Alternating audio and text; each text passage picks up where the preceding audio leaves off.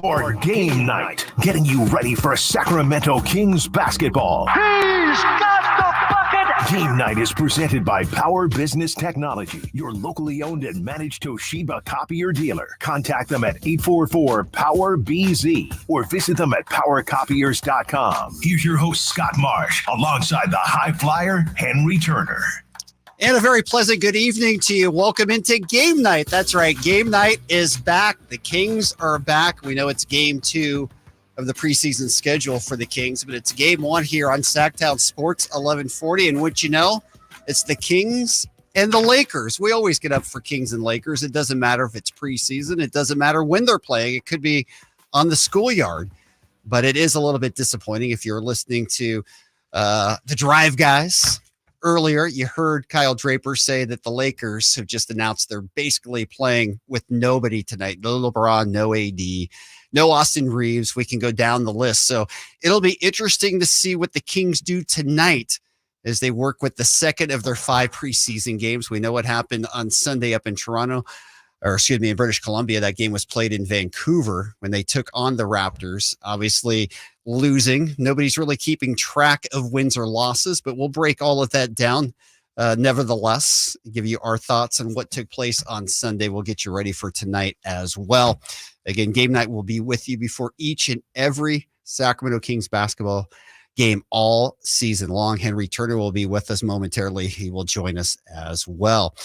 Well, a couple of the subtopics going in tonight. I know the one that everybody really has been focusing in on probably the most is really Sasha Vezenkov and trying to see where he's going to fit in this Kings rotation. We know that on Sunday night, he was put in the 3rd unit, and that rose a lot of speculation about where is he in the rotation. We'd heard so much about him from coming over from Europe, and the Kings highly coveted him, and going over there and seeing him multiple times, finally getting him signed. And, well, he was not even in the game until the second half. So Mike Brown, some interesting comments in the B earlier this week, just saying that basically Sasha's got to learn to play some defense to get some playing time. And I think basically he's sending a message to Sasha. Like, it's just, you just can't roll over from Europe, put up some threes, make some passes and expect that you're going to get playing time with the Sacramento Kings. So we'll see how that responds. Obviously, we're extremely early on, so you can't make anything out of one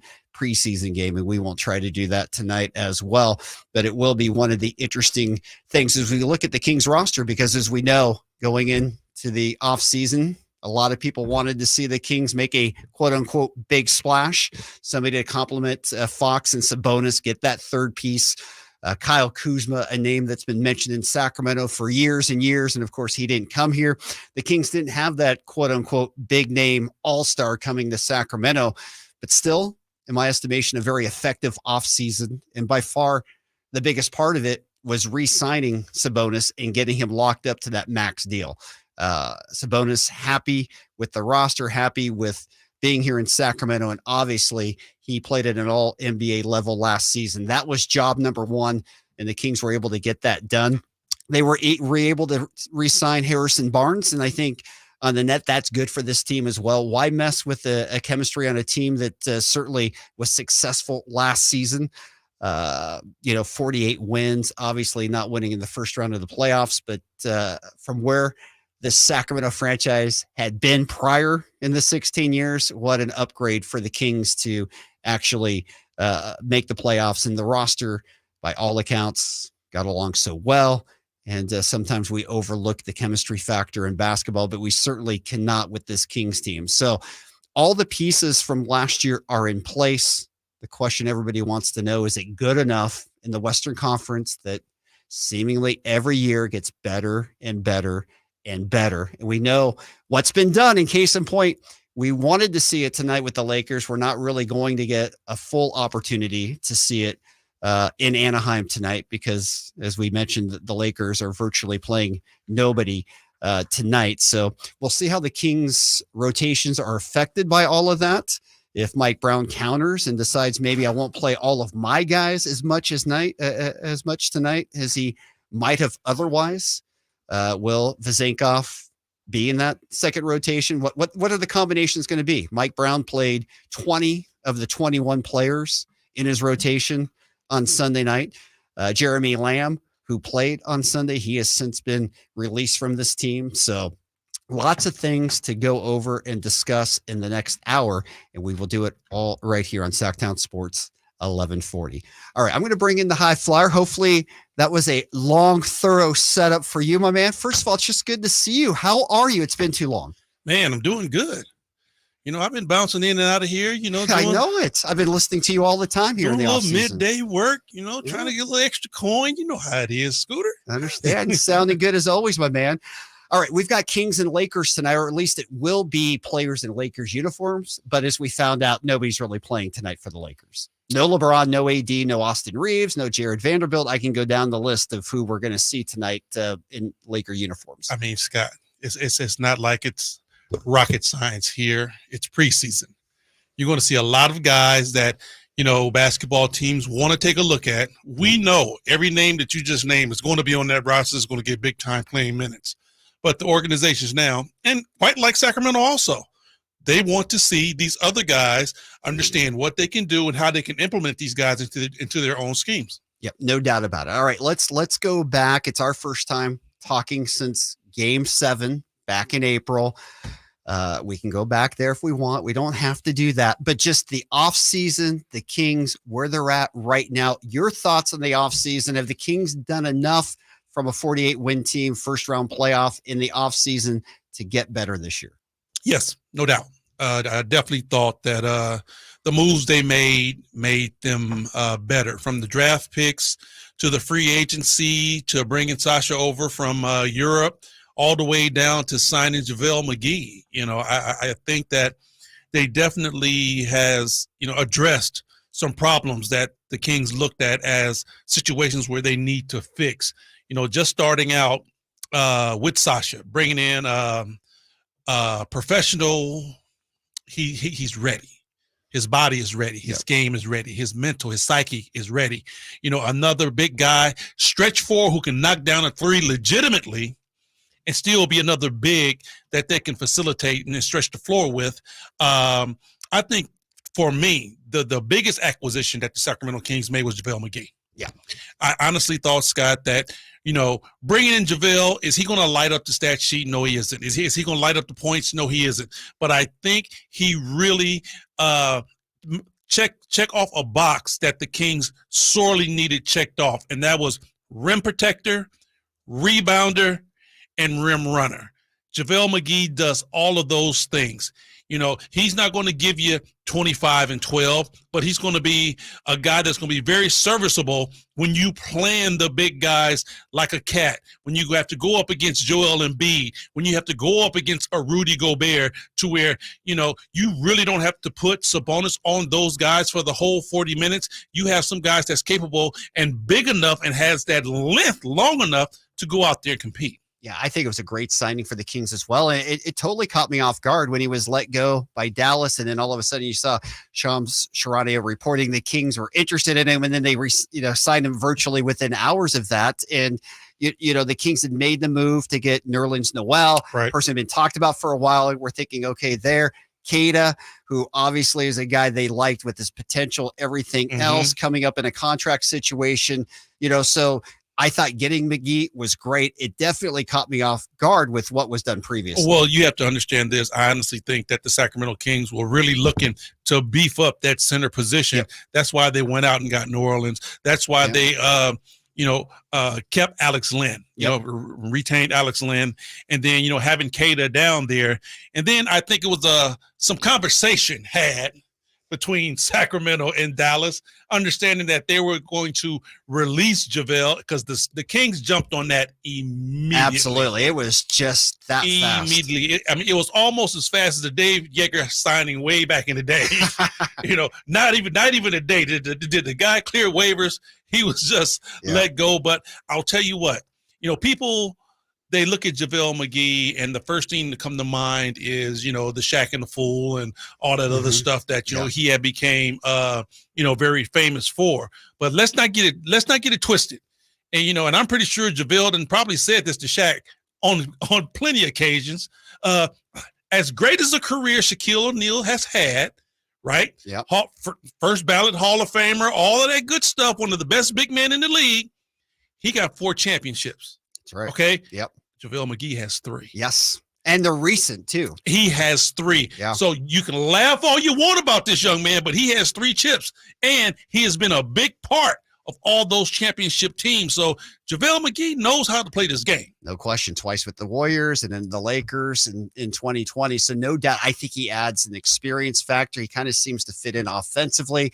One of the things, of course, of note in Sunday's game was the alley-oop from Malik Monk to JaVale McGee. All of a sudden, is this going to be the new combination? Can we see that potentially being the Tyrese to Rashawn Holmes, like in terms of their chemistry? Obviously, game 1, everything we say is going to be overstated and too much, but it'll be interesting to see how some of these combinations work out. You know, Scott, I love to see a rim runner with Malik Monk because he's that guy to where he could be so dangerous coming off the screens to where they have to legitimately help on him. And then when you have a guy that can finish around the rim, such as JaVale McGee, and Malik Monk is such a willing passer, I like those pairings together big time right now. I think that gives a whole different dynamic to what the Sacramento Kings do offensively. Yep, agreed with that. If you want to join us, you can call in. We'll be here till 6:30 getting you ready for Kings Live pregame. The phone number 1-800-920-1140. We will get you on the air with that. All right, going back to Sunday, any just kind of first thoughts, impressions, anything that ran through your mind and what is otherwise just a first NBA preseason game? You know, nothing that really stood out big, Scott. You know, like you said, just watching how Malik and JaVale played together, I was happy with that. The explosiveness out of Keegan Murray, you know, being able to get to the basket and get to the rim and score. Yeah, that first play immediately setting a tone. Exactly. You know, for him to be able to, you know, come off that screen, recognize that, hesitate a little bit, see the opening, see the gap, and get straight to the rim and dunk it. You know, that's another step and another feather in his cap. Great to see that. Love to see Sasha stepping out, knocking down that 3. Yeah. I mean, the way he can just stand out there and knock it down with confidence.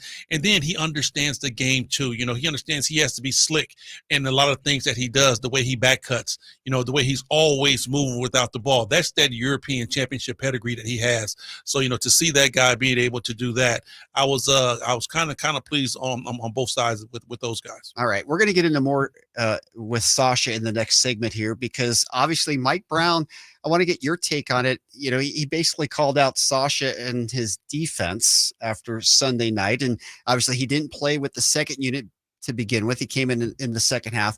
Now, we're 1 game into a preseason, so is that just something we got to talk about because we have nothing else to talk about, or is it more about Mike Brown? I'll get your thoughts when we come back. We got to get to the break, although we will be on in the YouTube. I do believe Kyle, our producer, is telling us that. Again, this is Game Night. It's being brought to you by Mercedes-Benz of Stockton. Visit mbofstockton.com for new and pre-owned Mercedes-Benz. More of Game Night coming your way right here on Sacktown Sports 1140. All right, we are live on YouTube. You guys can both hear me? We got you, Kyle. Got you, sir. Excellent. That means you've got your New York Liberty jersey on tonight. Of course, the WNBA finals are going on as well. Liberty and Aces. Who do you like? Obviously, you're a Liberty fan. I enjoy watching the Liberty play. I'm not going to be distraught if they lose to the Aces in the finals. I'm just big fan of Sabrina Ionescu, and it was fun when she was at Oregon. Who isn't? She's amazing. Yeah. She's the Michael Jordan of the WNBA, potentially. Potentially. I mean, I guess that means Stewie is the Tim Duncan of the WNBA or something. She's an like amazing that. player, Brianna Stewart. Yeah. She's going to rebound tonight, I think. I mean, and not pun intended, I think she will rebound, have a better game tonight. I think the Liberty are going to win tonight. I like your prediction. There Way to go out on a limb there. You're going against the grain because most people are chalking it up as the Aces winning I like it to all. go against the grain, Kyle. You understand that. Like it. It's good to be back, you guys. Yes, it's good. All right, so what do you got for us here? Our friend Willie in the YouTube chat is saying that he thinks that Harrison Barnes should be a reserve this season behind Keegan Murray potentially, which I agree on moving Keegan Murray to the 3. I don't know if that means Barnes has to go out of the rotation, but I like the idea of Keegan at the 3. Well, it's interesting, Henry. I'll let you comment on this. Mike Brown has said he's not messing with his starting 5. Like he said, the second unit is up for debate, but so far he said he's keeping his starting 5 the same. What do you think? Don't have a problem with that. I look at this basketball team, Scott, and I see a multi-talented team. Coach Brown has a problem, and it's a good problem. he has a lot of quality players to choose from. Yep. So I think on certain nights, depending upon the matchups, he can easily pick and choose who he wants to start. I alluded to it a little bit earlier when I said JaVale McGee is going to be a big part of what the Sacramento Kings do, because when they play those big centers, well, you can elect to start JaVale McGee and put Sabonis at the 4. All right. And then when you play smaller crews, you can put maybe Sasha at the 4 and still have the big guy at the center. You can move Keegan over to the 3. Yeah. You can slide Harrison Barnes. I mean, it's so many pieces that he can plug and play.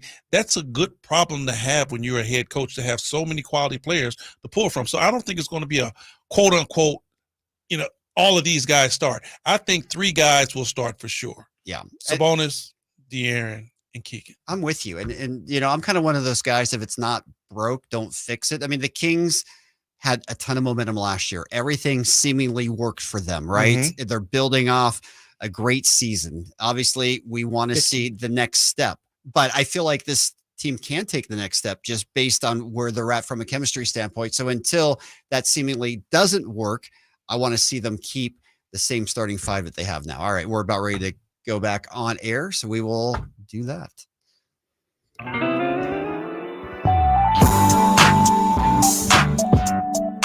Welcome back into game night right here, Sacktown Sports 1140. Scott Marsh along with the high flyer Henry Turner. Boy, it's just good to be back. It's good to see your smiling face. It's good to be working with you again.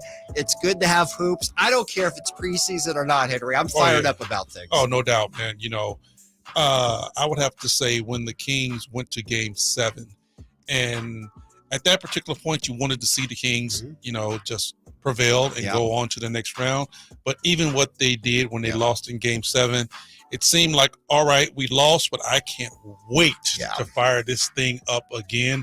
And, it wasn't that long. We didn't have to wait too long. We went to the playoffs, Scott. Exactly. It wasn't like quite the full month of April like it normally is. It seems like forever before we can get back into this. But, we're here now. It's preseason, man. The guys are back on the floor. And, I'm kind of like with everybody else. I want to see what this basketball team is going to do. And are they going to be able to make that next step? Yeah, me too. And obviously, Game 7 was an end of the Kings season, but it felt like a start and a springboard getting into the playoffs and all the positive energy and everybody coming back and all of those things. I'm just curious for you, is Game 7, is it still sitting in the pit of your stomach? Are you still having nightmares of Steph Curry going for 50 here at Golden One Center? Or is that all removed and it's just a brand new season? You know what, Scooter? I'm a little different. I look at that as a positive. I look at the Kings took the champs to Game 7. And it took a Herculean effort, such as from a first ballot Hall of Famer and quite arguably one of the best players to ever play this game in a Steph Curry, for them to knock the Kings out. So I didn't look at that as a negative in no way, no how. I looked at it as a positive. This basketball team's for real. They're no joke. There's no fluke. They are here to win, and a couple of tweaks and some more time with Coach Brown implementing his offense and, most importantly, his defensive philosophy, this team will be a better ball club. Yeah, I'm with you. And I would have loved to have seen a fully healthy 7-game De'Aaron Fox, but you can't rewrite the script. Last season is over. This season is here. And I think the biggest addition, of course, that everybody's really excited to see is Sasha, just because nobody's really seen him, heard so much about him. We know how much the Kings have said they think he's going to be a great fit. They've gone to Europe multiple times to see him, to sign him. Now he's here. But it was interesting because Mike Brown, after Game 1, going back to where we left things off in the last segment, was kind of like, when asked about him not playing with the second unit, he kind of inferred it wasn't just necessarily something he was doing for a 1-game thing, but it was kind of like Sasha's got to learn how to play a little D, right? His offense, he can hit some threes. We saw that. He can pass. He probably fits into the offense pretty well already. Defensively, still probably some things to work upon. And as you know, as well as anybody, Mike Brown is a defensive guy first. You have to earn it on that side of the court. So I'm curious your thoughts right now in terms of Mike Brown, Sasha Vezenkov, and how he's looking at it. I kind of take it as he's challenging Sasha right now on the defensive end. He's going to be a role player who's in the mix on all nights, but he's setting the tone early that he expects Sasha to show up on both ends of the floor. Well, this is something that's not new to the Sacramento Kings. They've watched this guy. Yeah. They know exactly what he can do offensively and defensively. I applaud Mike Brown for, calling him out the same way he called out De'Aaron and Sabonis last year. Like you said, if it ain't broke, don't fix it. You do the exact same thing, letting this guy know that, yes, you're going to be held accountable on the defensive side. But I will tell you this, Scott, and I don't care what nobody say, this kid can score. Yes. He can knock it in the hole. So I'll tell you what, when you down and you need some buckets, that dude is going to be on the floor. You're not going to worry about that defense. You're like, you need to give me buckets. So, I understand they want to make the team a better defensive-minded team, and you have to start out holding guys accountable. But I'll tell you, that dude will be playing. I think so, too. I think he's a top 8 rotation guy. Oh, easily. Yeah, I think so. And I tell you what, it might be some games where he start. Yeah. It might be some games to where you will see he's in the starting lineup. I wouldn't be surprised. I mean, I think he is going to be a vital piece on the floor, playing a lot of minutes. I do totally agree with that. All right, Chris Duarte, another guy who's come over. I'm a little less sure in terms of where, in my mind, his fit is, his playing time. Obviously, with Herter coming back, with Malik, all of that stuff. I think Duarte, overall, a good signing. Obviously, Sabonis loves playing with him back from his days in Indiana. What do you think early on with Chris Duarte? You have a log jam right there. You do. You have a huge log jam. And when you think about how this team goes, okay, De'Aaron Fox gets 85% of those minutes. Mm-hmm. All right. Then you have Davion Mitchell, who comes in and is a legitimate backup point guard for De'Aaron Fox. So now you have Kevin Herter and Malik Monk fighting at that 2 spot. It's kind of like the same thing we had when TD was here, Terrence Davis. He never got any run, and Terrence Davis answered the bell, Scott. Every time coach went to him, this dude came off the bench and gave him at least 16, 18, sometimes 20 points, and he still couldn't sniff the floor. So it's one of those things to where does Chris fit in? That's one thing that's going to have to be answered, right? And obviously he's going to have to earn playing time here. And we know the sensational season that Kevin Herter had last year. He was great. Obviously, he didn't have his best playoff series. We understand that. But overall, what a great signing for the Kings. And he's going to be your starting guard. Right. Kevin Herter played good. He definitely gave the Kings something out there on the floor. Like you said, came up a little short in the playoffs when they really needed him. That jump shot just wasn't there. No. And that's another aspect to where Kevin Herter is going to have to really figure out, how do you help this basketball team if, quote unquote, your jump shot isn't falling? Right. Are you a one-trick pony? It's going to be one of those situations to where you're going to have to figure out a way to be productive even when that shot isn't falling. Yep. Obviously, the Kings earned a ton of respect last year. They almost swept all the postseason honors. Fox and Sabonis were all NBA. We know that list, but I'm wondering here, are the Kings still somewhat the Rodney Dangerfield of the Western Conference? The GMs have their annual votes. And right now, the Kings were, according to the general managers in the league, and you would assume they know more than anybody else, right?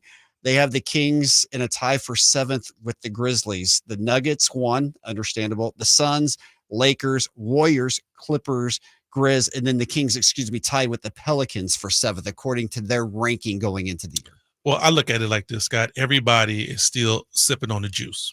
All right.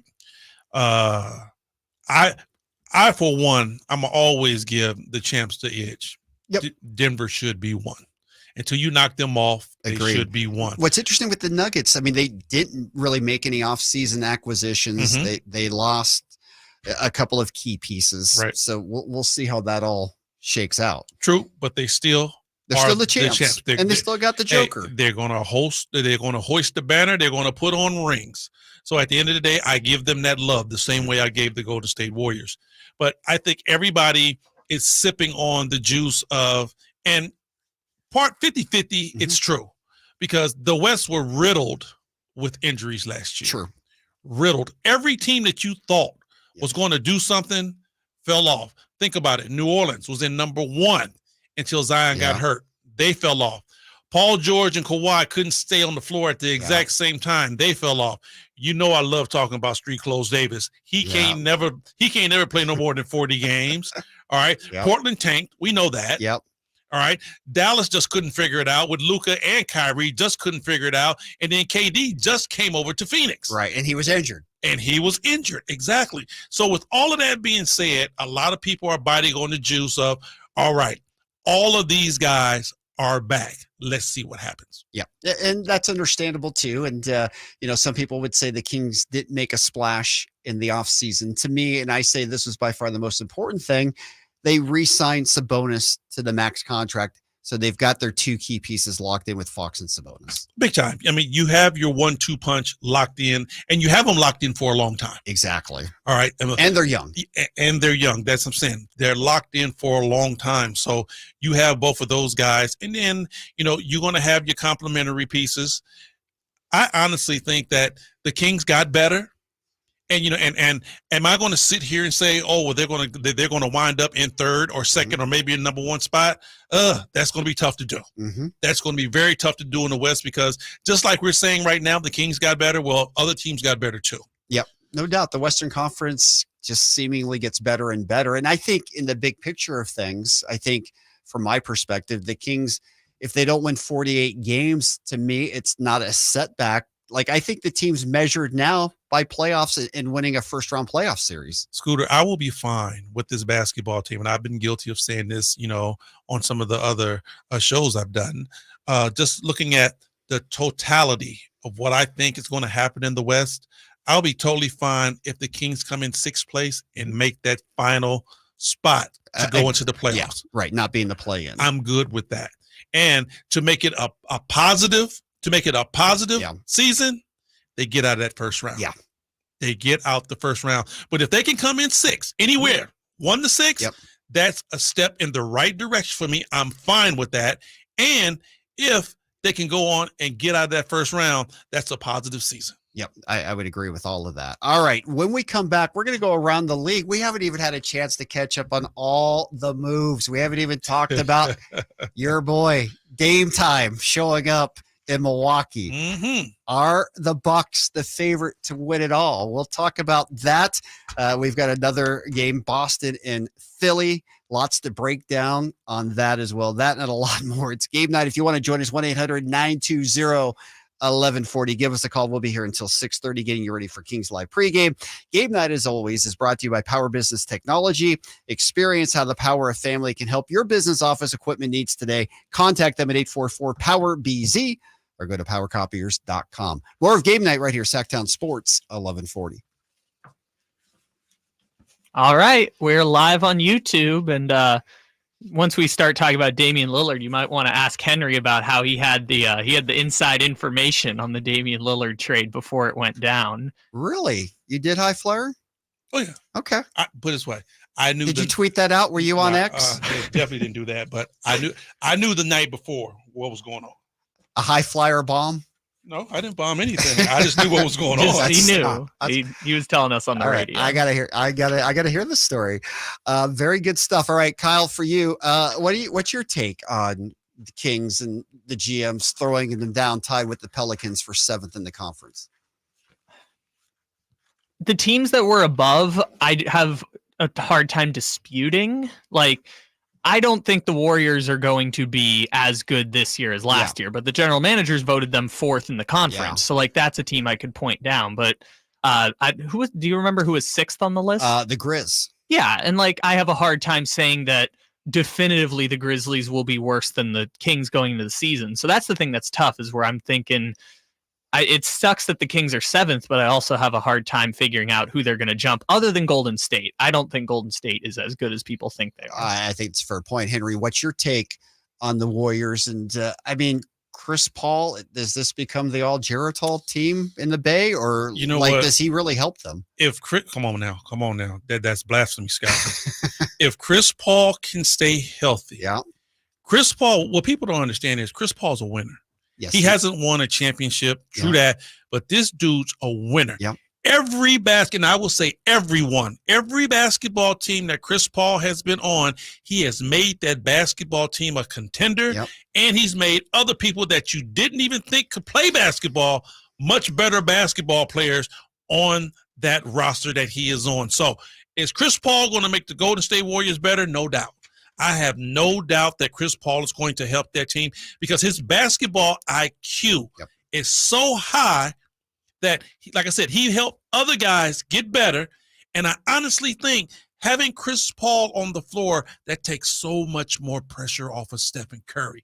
He don't have to be Herculean and score and facilitate. You have a true facilitator. So I think that's going to open up big time challenges for Curry. It's going to open up things for Clay. It's going to open up things for Draymond and everybody else. They have another guy that can handle that ball. I agree with all you're saying there. My biggest question is on the defensive end. Can you get away with playing Paul, Curry, and Thompson all together, especially Thompson, not the defensive player he once was, and you've got Paul and Curry there. Can they defensively hold up for 35 minutes a game? I think they could. You know, you could still put Draymond back there and Looney. Yep. Okay. Both of those guys are defensive minded guys. Okay. You still have Wiggins that you can use back there to play some defense. And that's what people forget. Wiggins wasn't there for a long time last year. Right. And he came back and won that series for the Warriors, along with Curry, of course. Exactly. So, you know, I do think that the Golden State Warriors have gotten better. And if you start wondering about, okay, what about the rim protection, all of that, they're one big man from it. Mm-hmm. One big man from being exactly where they need to be. So do I think that basketball team got better? Psh, no doubt. All right.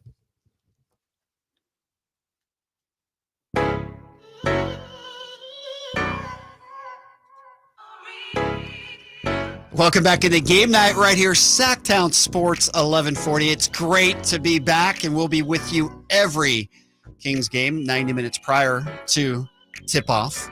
We'll get you ready for Kings Live pregame. Jason Ross will be in for that. The High Flyer stays for that, of course. The G-Man with the call tonight. It's the Kings taking on the Lakers. Normally, we'd be thinking, okay, Doug Christie fisticuffs, all that type of stuff. We saw that happen a long time ago in preseason action. We won't see that tonight. The Lakers are playing, well, they're playing nobody. We'll find out who they're actually playing in a little bit. LeBron's not playing. AD's not playing. Austin Reeves is not playing. Vanderbilt's not playing. The list goes on for the Lakers, but the Kings still have a lot they want to accomplish. We'll continue to break that down, but let's go around the league. It's our first chance to really kind of get caught up on everything. And obviously there's too much to get caught up in just a one segment here, but let's start with Dame. You know Damian Lillard very well. In fact, you knew the trade was going down before it went down. So tell us about that, but tell us also what you think about the Bucks. Are they now the odds-on favorite to win it all? Well, first of all, you got to understand that I'm pretty much in the family. Dame Lillard, myself, Aaron Goodwin, Oakland, we're all in the same family. Yep. So, you know, I probably knew about the trade probably like the night before it got released. Yeah. I actually knew what was going on. When you first heard it, were you surprised? Because I know everybody else was out. We were shocked, right? Oh, my God. That was incredible. That was something that came out and no one thought. And I'm going to tell you this. Pretty much every GM, and I'll tell you how I know that they didn't know it was going on. Nobody ever thought that Milwaukee was ready to get up off a Holiday. Yep. He wasn't a guy that they were looking to move. But when they understood that they could be in the running to get a Dame Lillard, Drew had to be disposable. And then once Drew became disposable, this is how I know all the other GMs didn't know what was going on. Because as soon as they figured out Drew was out, everybody went to the Drew Holiday website. It was like, we want this guy. No one thought that he was going to be out there. Wasn't nobody even looking for him. So when that happened, big time, Drew became the number one guy to look for. But with Milwaukee being able to pull that trade off, did they become the number one team? For sure. For sure. A lot of people were crying, well, you know, Dame is not the player that Drew Holiday is on the defensive side. No, he isn't by a long shot. But I tell you what, Drew is not the player that Dame is on the offensive side either. And when you talk about the Milwaukee Bucks, they can afford to lose a little bit on the defensive side when you have a Greek Freak, when you have a Middleton, and you have a Lopez that all they do is protect the rim and protect the paint. So you can lose a little bit on your defensive side. Dame Lillard on the offensive side that opens up the floor. It isn't the Greek freak show 100% of the time. When Milwaukee needs a bucket, they don't have to give the ball to Giannis and say, go over this wall, because that's the thing that you do in the NBA if you want to beat the Milwaukee Bucks. You build the wall. Well, you got a Dame Lillard now who can shoot from the urinal, so there is no build a wall. Pick and rolls, you can use Dame Lillard. You don't have to worry about Giannis trying to make something happen and turn the basketball over. No, you got 1, 2, 3, 4, and 5 covered if you're the Milwaukee Bucks. Yeah, and for the Bucks, they had to do something, because if they did, Giannis was leaving at the end of the year. For sure, so, that was the keep your main guy happy. Yeah. You know what? I applaud the Milwaukee Bucks for doing what they did, because they knew for a fact, if we don't do something, make a big splash, you know that once in a lifetime guy that you got in that locker room, he's walking out. Absolutely, I give the Bucks all the credit. They pulled the trigger, and the combination of Giannis and Dame are going to be incredible to watch this year. But there was a lot of pieces that fell because of that trade, because he ended up going to Portland, and all of a sudden Portland, because we know they're just clearing out cap space. They're the new OKC of the NBA right now. But because part of what they're doing, they've left a couple other teams in much better places too. Now the Celtics getting Holiday, the Suns picking up Nurkic. I'm not a big Nurk fan. But, I mean, I think Nurkic will fit in better in Phoenix. I mean, I know they gave up Ayton, but Ayton was kind of unhappy there. I think they got more depth overall in making the move. I'll tell you what, Scott. I'm so down on Nurk because I really thought Nurk was the key to making it work in Portland.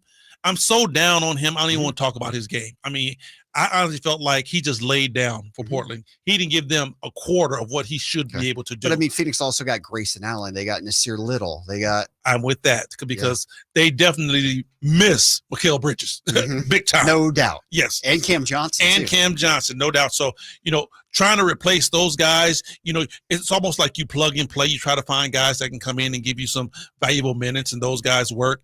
But I tell you who won the sweepstakes besides Milwaukee is the Boston Celtics. Let's talk about the Celtics. They're playing right now. Obviously, it's preseason. They're leading the 76ers 109-94.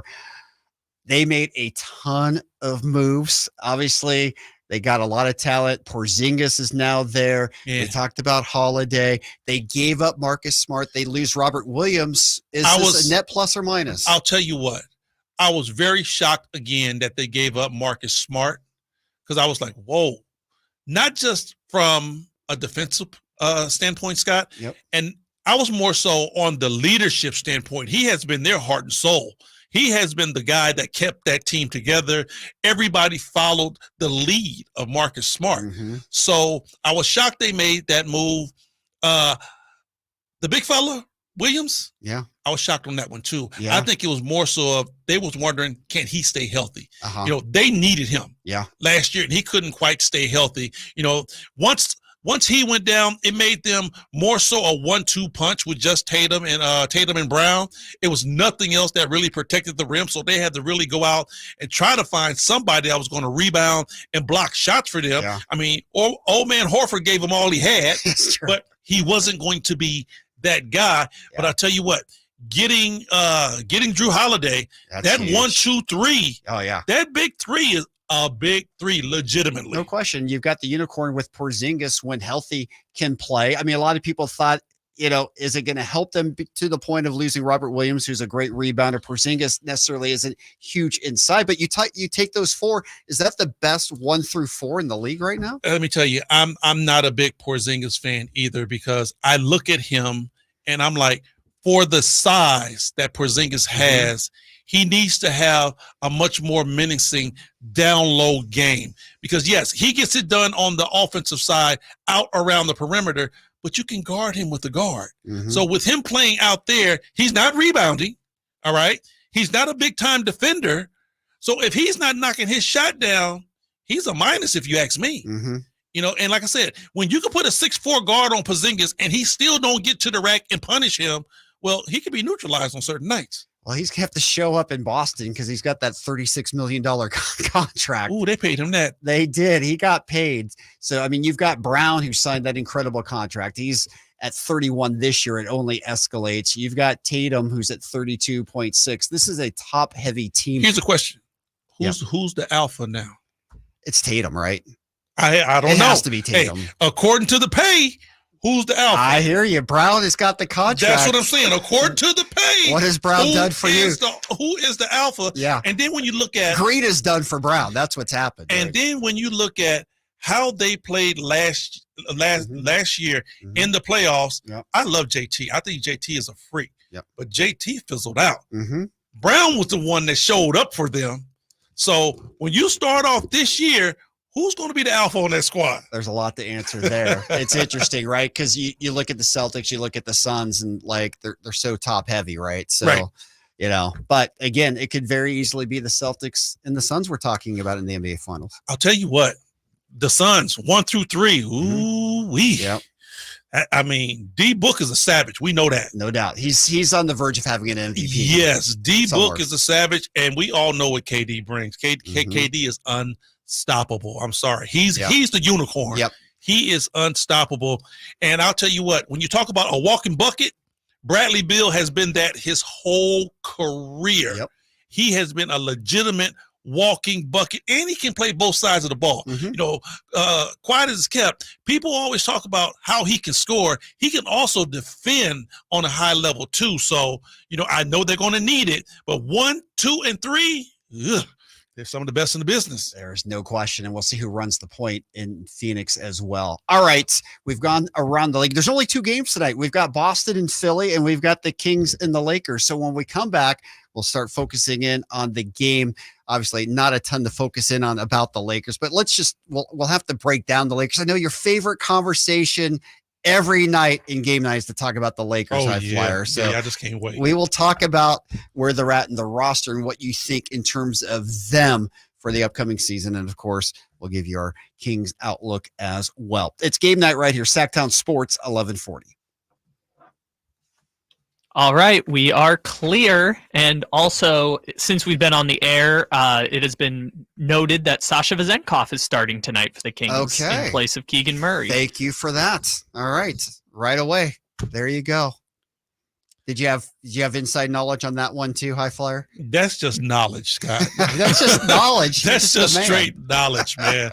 I mean, I'm telling you, he's going to be a big part of what the Kings do. So sitting Keegan one game and plugging this dude in, it isn't a knock on Keegan. Not in the least. Let's get that straight. No. It isn't a knock on Keegan. It's like, let me see how this dude plays with these other ones around. If I have to be a genie and like try to forecast what's going to happen, let's say 60-something games in, if Sasha is starting, if they put Sasha in the starting lineup, I see more so Harrison Barnes going to the bench than Keegan Murray. Yeah, I definitely Harrison is the one who would fill the 6-man role. Exactly. I think Keegan would move over to the 3 and Sasha would start at the 4. Yeah, no, I think that's right. And in terms of these preseason games, the Kings have been undefeated the last 2 years in preseason, I want to say. Is certainly that true? Last year they were, I believe. We can fact check that. And of course, they started off 0-4. So,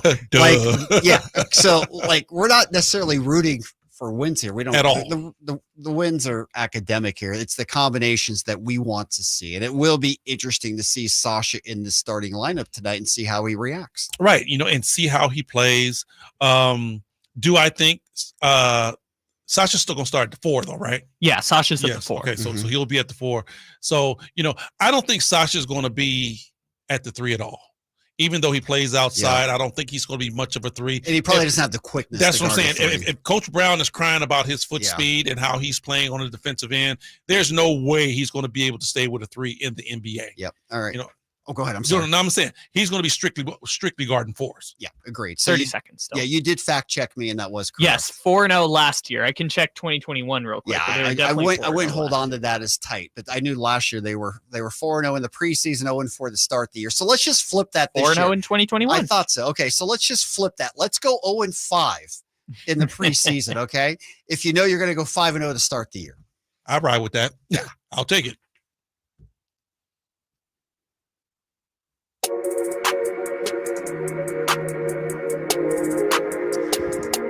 Welcome back into Game Night. Our final segment as we get you ready for Kings Live pregame.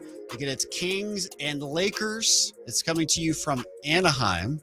G-Man with the call, 7 o'clock tip, Kings Live pregame, bottom of the hour, high flyer in for that. Jason Ross in as well as we get you ready for Kings basketball tonight. We did confirm for those now that we're back on air, Sasha Vezenkov is going to be in the starting lineup tonight, so we'll get to see the combinations on that. And as we were saying, high flyer as well, the Kings 4-0 last 2 years in preseason. I say just go 0-5, get all the losses out of the way. You can start the year 5-0 instead. We would take that. The wins and losses are meaningless. We more than know that about these preseason games. We're more interested in seeing what Sasha does tonight and how he works with the other combinations. Scooter, you know how I feel about that situation about preseason. I'm just as excited as a preseason win as the same way I am in a summer league win in Las Vegas. It means absolutely nothing to me. Yep. You know, even when the Kings won the championship in summer league, was happy for the team, Of course. but in the overall scheme, it Yep. meant nada.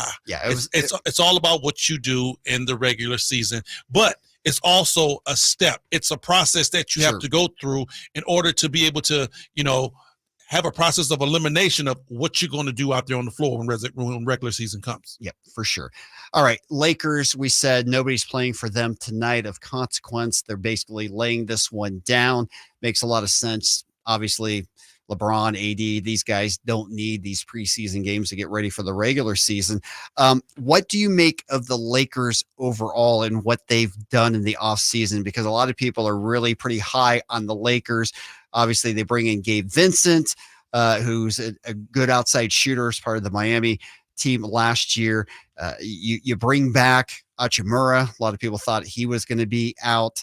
You look down this roster, Austin Reeves now has the international experience. It wasn't successful international experience, but he was a key player on that team. Cam Reddish is brought in on this roster. D'Angelo Russell is back. Vanderbilt in the trade from Minnesota last year. Christian Wood has been brought in as well. We know he's a talented big man, hasn't always shown that, but certainly flashes of it.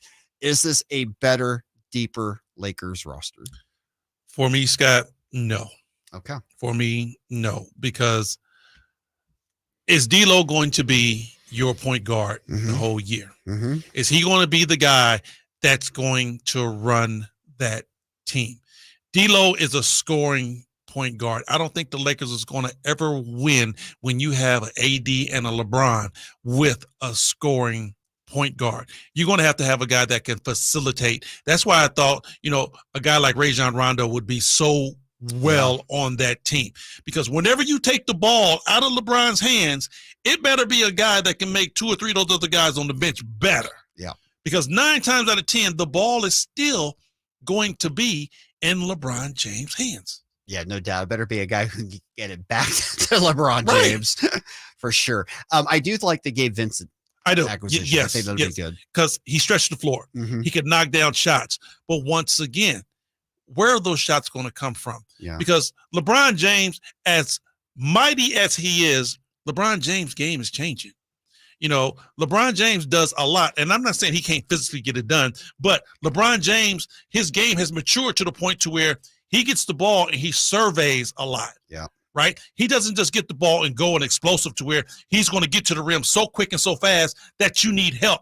LeBron James catches the ball, he surveys, he looks, he probes. That gives defenses a chance to set, right? So there isn't going to be too many drives and kicks for these guys to be able to knock down those shots. Yeah, and Taurean Prince, should have mentioned him, but I like his game as well. I think he'll help the Lakers in their depth. And for LeBron, it's year 21. Man, 21. That's unbelievable, right? Kobe made it 20, Dirk Nowitzki 20. 21 years for LeBron James. Wait, 21, and he's still playing at the highest level. The highest level. He's still a guy that's untouchable out there on the floor. Like I said, not just his physical stature is crazy. Mm-hmm. He's a freak. For him to be 6'9", 6'10", and the size and the way he keeps his body is second to none. And then his basketball IQ is high. He understands the game inside and out. So it's almost like You got 3 guys in one now. I used to call him 2, but like you got 3 guys in one. It's almost like you got the size and the strength of Karl Malone, the skill of Michael Jordan, and then you got the basketball IQ and the killer instincts of Kobe Bryant. Wow. That is the trifecta right there. That's the trifecta for LeBron James. That is the ultimate trifecta. Going back to that GM poll, they have the Lakers 3rd in the Western Conference. I'm feeling like you feel like that might be a bit high for the Lakers. For me, yes. Yeah. I mean, Scott, right now, I understand more than ever that injuries play a huge part. I don't care how much talent you have on your team. If those guys can't be on the floor and play with one another, it makes no difference. You know, as great as we talk about LeBron, if AD isn't healthy, it's for nothing. LeBron can't do it by himself. And there's nobody on that Laker bench that's going to come in and take up what AD leaves off. So, yes, both of those guys are going to have to be on the floor and play big-time minutes in order for the Lakers to reach that number 3 spot. Yeah, the recipe's the same. All right, we do have a call. Let's get to that, I believe. Is that correct, Kyle? Yes, let's get to Tim. Tim, welcome into Game Night. How are you, my friend? I'm doing great, Scott Marsh. Hi. Just to go off of Henry Turner, what he just said about Rajon, he's my favorite. I love Rajon. But I had a personal little off-topic question for Henry Turner. He used to be a slam dunk champion. Can you recall any of your 50-point dunks? Wow. You know what? Yeah. Because, you know, with the resurgence of YouTube and TikTok and Instagram, a lot of my fans, like I say, in Turkey and in Greece, they have a chance to, you know, contact me, and they send me little skits. They send me snippets and films and highlight reels. So, yeah, I got a chance to see a lot of the old school stuff, and I sit there, man, and I laugh. And I'm like, whoo. Boy, you used to get off the ground something serious. Can't do it now. No way, no how. But, yeah, I see a little bit of that back there. Tim, the Michael Jordan of Europe. We know that for a while, and we see them because, you know, the Kings do their pre-game videos and stuff, and we get to see the high flyer flying before games a lot. Anything else on your mind, my man? Not much, but I think if Samson ever retires, they can put Henry Turner under that. Now we're talking. How about that? Get some of that Slamson money. How about that? Yeah, and you know what? If they come up with the right amount, baby, we probably can do it. We're definitely have to find a new costume for you, though. I squeeze in that one. Okay, Tim, thanks for the call. Appreciate it, my man.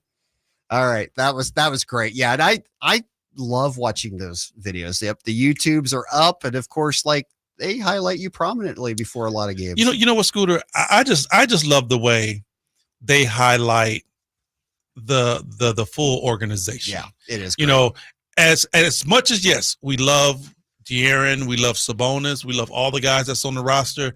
I just love the way they pay homage to the guys who laid the foundation. Mm-hmm. You know, yeah, De'Aaron Fox is marvelous. Great. I love watching him. But you know what? Spud Webb was pretty spectacular, too. Yes, he was. All right. Slam dunk champion. Kenny Smith was a very good point guard out here. You know, Wayman Tisdale was a very good power forward for this team. Maybe the most famous shot. Right. I mean, Otis Thorpe, you go on down, Rodney McRae. Yeah. Remember, we had Danny Ainge here. You know, then you bring in some of the New Jacks, Lionel Simmons and Dwayne Coswell and Randy Brown, all of those guys, all the way up to Mike Bibby, Chris Webber, and the 2002 team that we just love oh so dearly. We don't ever forget about those guys. But I like the way, you know, you look at this team, and yes, this is our squad, but it was other guys that came that paved the way. Give them a little love, too. No doubt. 39th year for the Kings. The one constant, of course, is the G-Man, Gary Gerald. Man. All 39 years, he's seen it all. And I'll tell you what, Scott, it don't seem like he's slowing down. Not one bit. The G-Man, I'm telling you, working around the G-Man has taught me so much. And you know what? And I can't even tell him enough, you know, just by watching him. He is the most. And I get a chance to sit there, Scott, and you know where we sit. I get a chance to sit there, and I sit right next to G-Man. And about 2 seats down, I get to sit from the opposing team's a color coordinator that's calling their games. And I'll tell you what, it hasn't been one guy that come in there that's more prepared than the G-Man. I look over at the G-Man spot, and I'm like, ooh, he got them lined up. And he has tidbits from top to bottom. He's old school. He pencil and pen. Yep. He don't have the pad. Yep. He old school, pencil and pen. All the way down, and nobody that comes into our arena is more prepared than that guy. It's never going to happen. And as we see the mad respect that all the other announcers are bringing to him too, they come over just to see Gary Gerald. Which is awesome. I mean, you know, it's like you said, it's like watching LeBron James do his thing. He's one of the best in the business and calls it at a very high level. I tell you, I'm just out of my mind happy to work with him. Yeah, it is a pleasure. And we're going to be able to hear him all season long right here on Sacktown Sports. All right, we've just got a minute left. We know Sasha. We're going to be very interested to see how he does in the starting lineup tonight. Any other things you're looking for tonight? Just the cohesiveness of the guys going up and down. You know, win or lose, I don't care. I just want to see how guys play together. I want to see the rotations on the defense. I want to see the technical things, you know, just the tangibles to where you say, okay, well, you know what? I see they worked on the rotation when they get beat baseline. You know, okay, I see how they worked on the fast break while guys sprint down and then all of a sudden they spray out on the defensive side. I want to see more of the technical stuff. And, you know, we'll deal with the X and O's once the real season hit. Yep, agreed. And I think for Mike Brown, he might only be looking at 47 feet of the court today. He might only be looking at the defensive end and waiting to watch the offense in tape. I think that's where he's at this part in camp. He is so fixated on the defensive side. Not that he's not worried about the offense, but obviously we know defense comes first with him. All right, that's going to do it for game night. Henry, game one of many. Looking forward to it. It's great to see you again, and I cannot wait for this season. My man, just number one in the bucket. That's it. That's right. All right, coming up next, Kings Live pregame. Jason Ross is here. High Flyer stays. G-Man joins them. Kings and Lakers coming your way. 7 o'clock tip. Keep it tuned here all evening long on Sacktown Sports 1140. All righty. Great job, everyone. Bye, YouTube people.